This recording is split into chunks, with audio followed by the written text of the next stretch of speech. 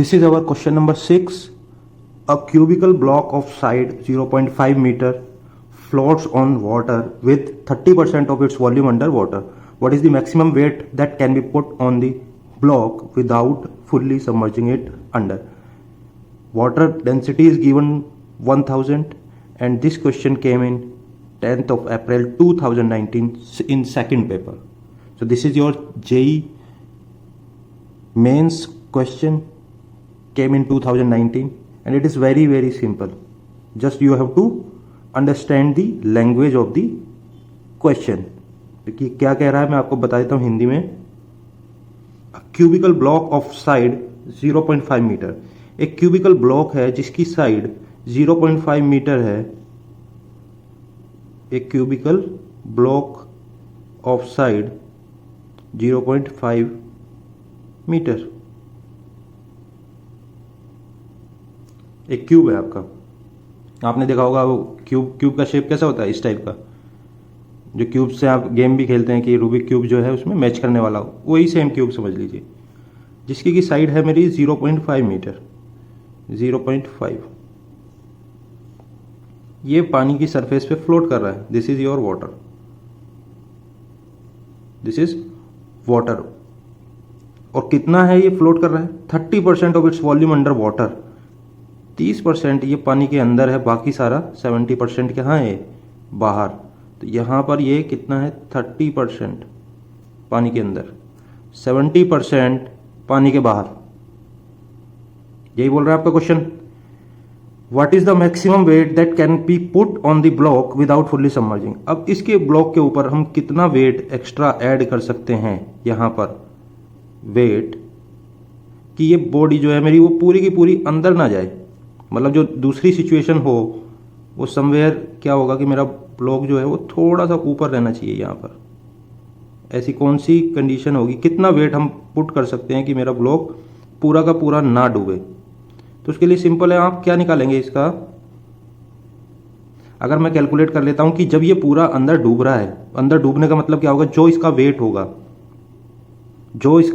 Wait होगा, weight displaced by this block of liquid. आपका buoyancy का फॉर्मूला क्या है?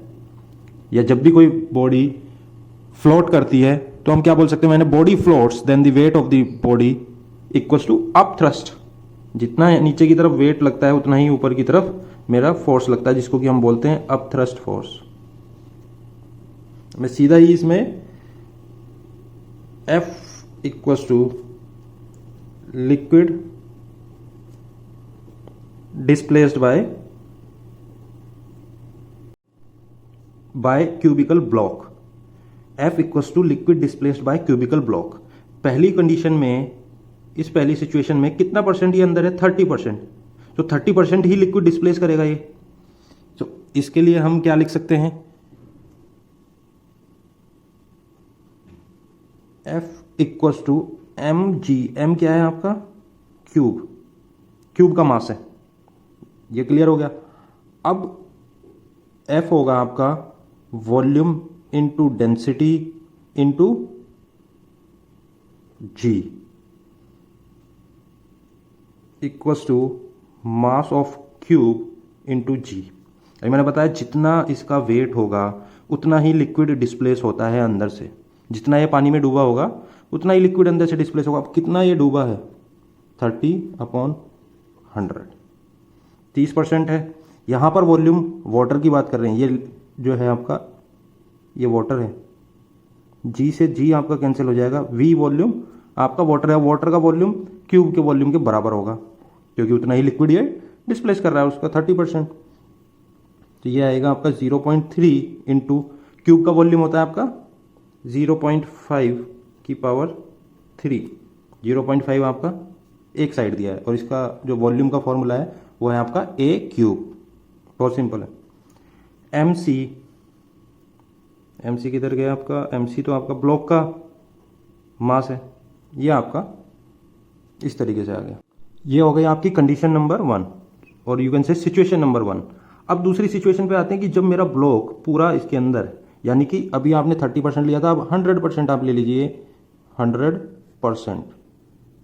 100/100 equals to 100%. into side will remain same 0.5 cube